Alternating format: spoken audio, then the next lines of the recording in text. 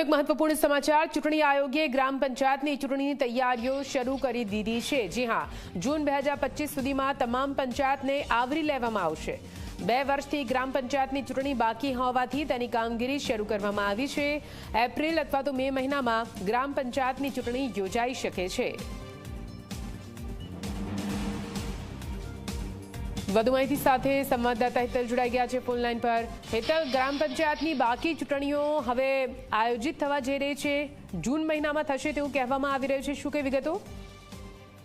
જી નિધિ, ચોક્કસ એવું કહી શકાય કે સ્થાનિક સ્વરાજ્યની ચૂંટણીઓ નગરપાલિકા, જિલ્લા પંચાયત, તાલુકા પંચાયતની પૂર્ણ થઈ ચૂકી છે। હવે રાજ્ય ચૂંટણી પંચ દ્વારા સીધી રીતે જે ગ્રામ પંચાયતોની ચૂંટણી બાકી છે એની તૈયારીઓ શરૂ કરી દેવાના આદેશો આપી દેવામાં આવ્યા છે।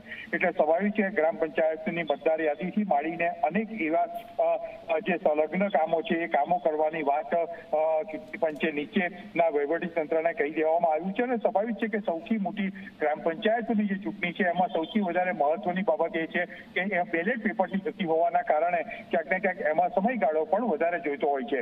એટલે 25 જૂનની આસપાસ આ ગ્રામ પંચાયતોની ચૂંટણી યોજવા અંગેની કવાયત અત્યારથી હાથ ધરવામાં આવી છે અને એપ્રિલ મે એમાં પણ ચૂંટણી યોજાઈ શકે એ પ્રકારની એક શક્યતાઓ અત્યારે જોવામાં આવી રહી છે। જી નિધિ।